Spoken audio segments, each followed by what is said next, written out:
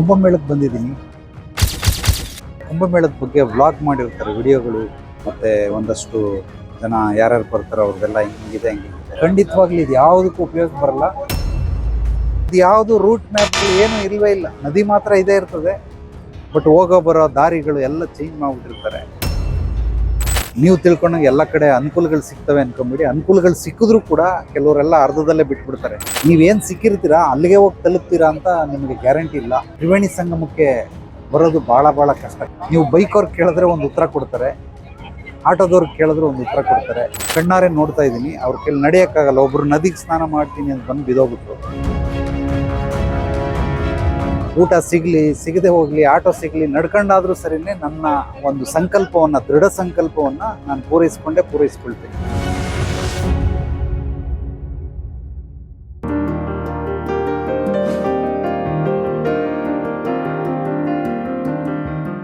ನಮಸ್ತೆ ಆತ್ಮೇರೆ, ನಿಮ್ಮೆಲ್ಲರ ಹಿತೈಷಿ ಚಿತ್ತಚೇತನ ಬ್ರಹ್ಮ. ಸ್ನೇಹಿತರೆ, ಕುಂಭಮೇಳಕ್ಕೆ ಬಂದಿದ್ದೀನಿ.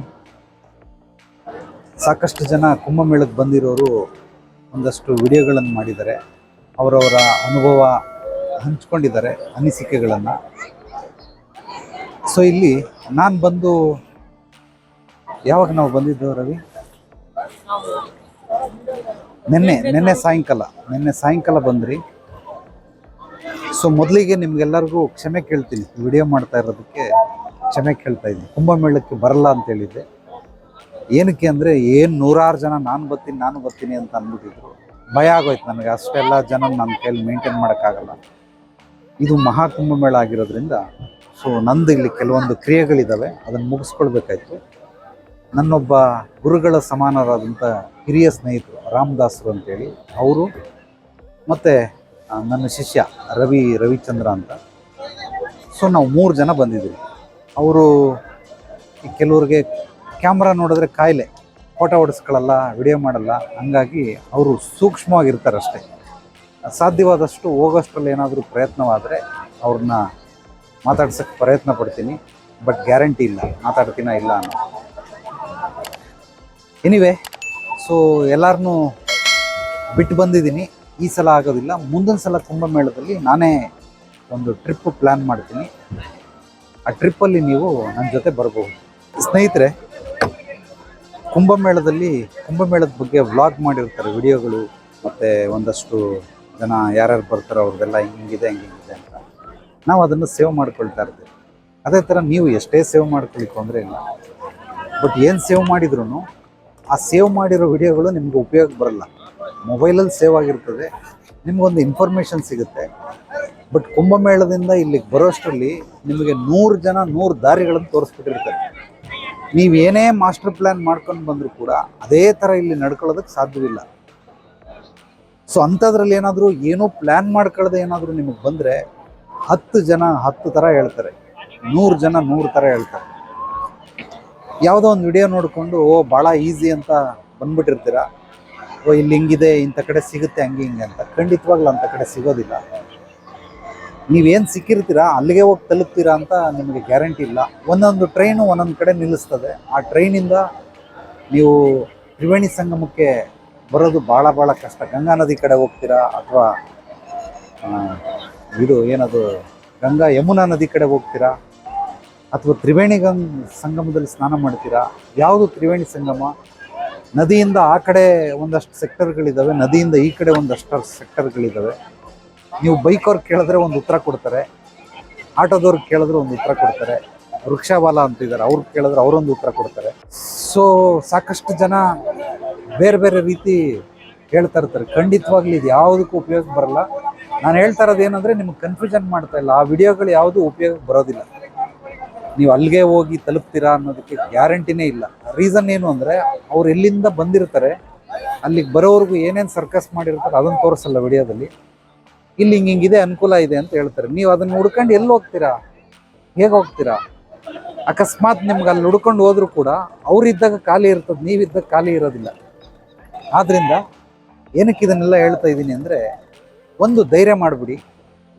ಕುಂಭಮೇಳಕ್ಕೆ ಹೋಗಿ ನಾನು ತ್ರಿವೇಣಿ ಸಂಗಮದಲ್ಲಿ ಸ್ನಾನ ಮಾಡ್ಕೊಂಡು ಬರ್ತೀನಿ ಅಷ್ಟೇ, ಮುಗಿದೋಯ್ತು. ಅಲ್ಲಿ ಏನೇ ಕನ್ಫ್ಯೂಷನ್ ಮಾಡಿದ್ರು ಕೂಡ ಊಟ ಸಿಗಲಿ ಸಿಗದೆ ಹೋಗಲಿ, ಆಟೋ ಸಿಗಲಿ, ನಡ್ಕೊಂಡಾದ್ರೂ ಸರಿನೇ ನನ್ನ ಒಂದು ಸಂಕಲ್ಪವನ್ನು, ದೃಢ ಸಂಕಲ್ಪವನ್ನು ನಾನು ಪೂರೈಸ್ಕೊಳ್ತೀನಿ. ಆ ಥರ ನೀವು ಮಾಡಿಬಿಟ್ರೆ ಅವಾಗ ಬೇಕಾದ್ರೆ ನೀವು ಬರ್ಬೋದು.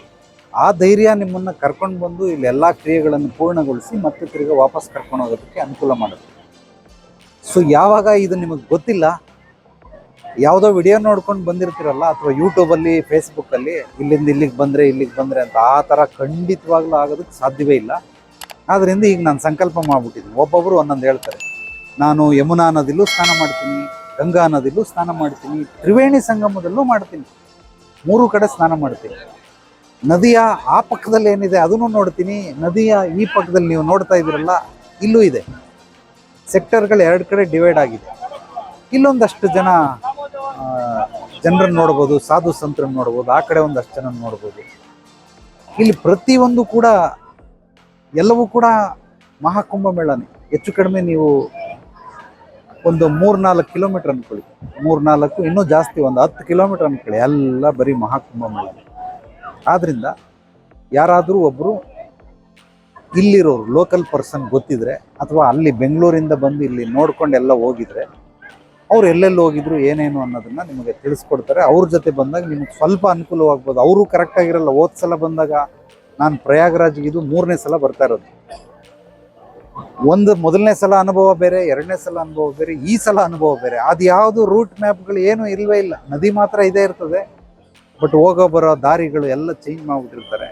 ಆದ್ದರಿಂದ ನೀವು ಏನೇ ಬದಲಾವಣೆ ಆಗಿದ್ರು ನಾನು ಹೇಳೋದು ಒಂದೇ, ದೃಢ ಸಂಕಲ್ಪ, ಅದು ನಿಮ್ಮನ್ನು ಕಾಪಾಡ್ತದೆ. ಇಲ್ಲಿ ಮುಗಿಸ್ಕೊಂಡು, ಕ್ರಿಯೆ ಮುಗಿಸ್ಕೊಂಡು ಅದ್ಭುತವಾಗಿ ನೀವು ಮನೆಗೆ ಹೋಗ್ಬೋದು.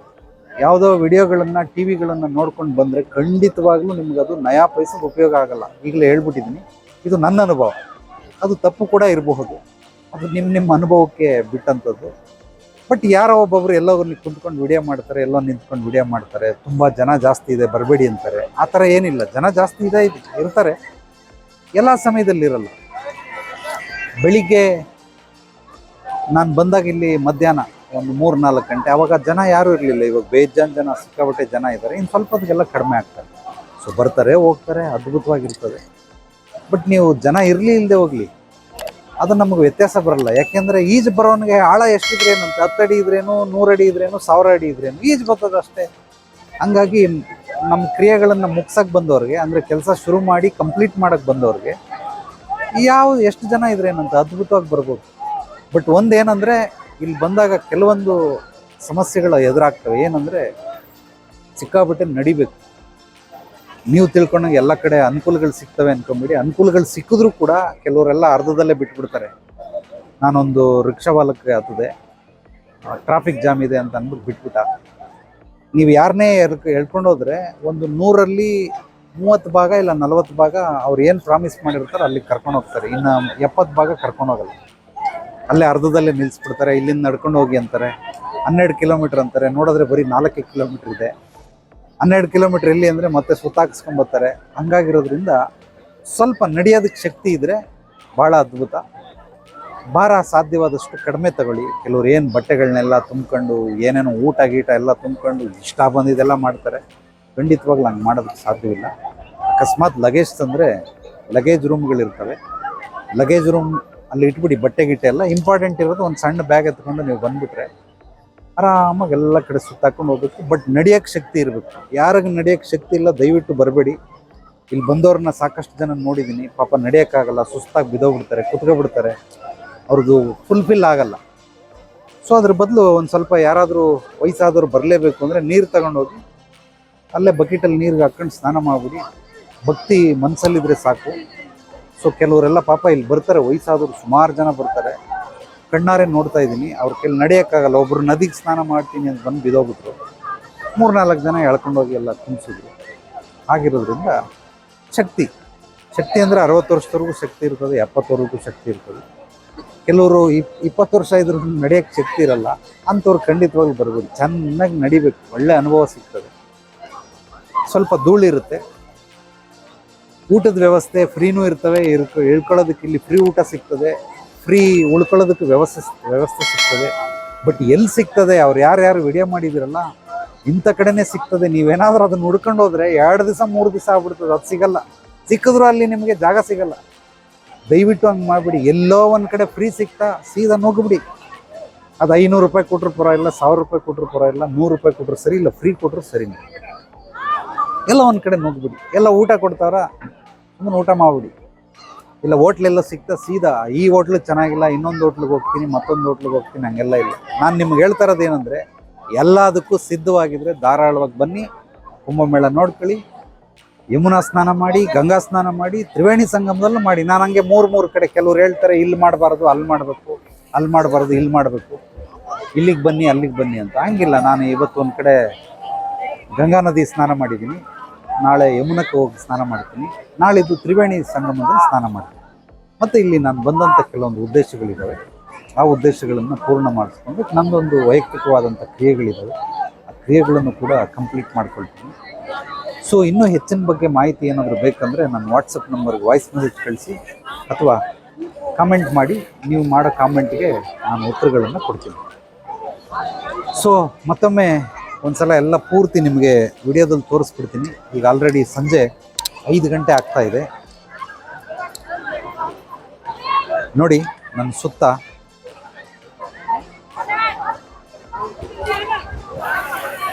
ಇಲ್ಲಿ ಸ್ನಾನ ಮಾಡಿ ತಲೆ ಒಣಗಿಸ್ತಾ ಇದ್ದೀನಿ. ಒಂದು ಬೋಟಲ್ಲಿ ಇದ್ದೀನಿ, ಬೋಟಲ್ಲಿ ಕುತ್ಕೊಂಡು ಸುತ್ತ ವಿಡಿಯೋ ಮಾಡ್ತಾ ಇದ್ದೀನಿ.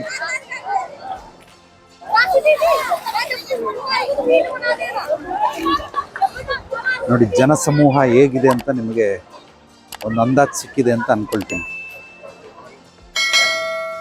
ನೋಡಿ ಈ ಕಡೆ ಎಲ್ಲ ಖಾಲಿ, ಇದ್ರ ಆಪೋಸಿಟ್ ಫುಲ್ಲು ಜನ, ಸಿಕ್ಕಾಪಟ್ಟೆ ಜನ ನೋಡಿ.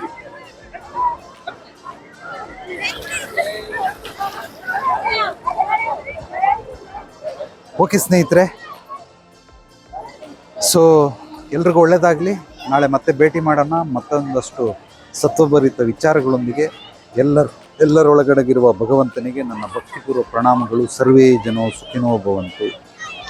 ಶುಭ ದಿನ. ಜೈ ವಿಷ್ಣು ತ್ರಿಕಾಲೇಶ್ವರ ಬ್ರಹ್ಮ.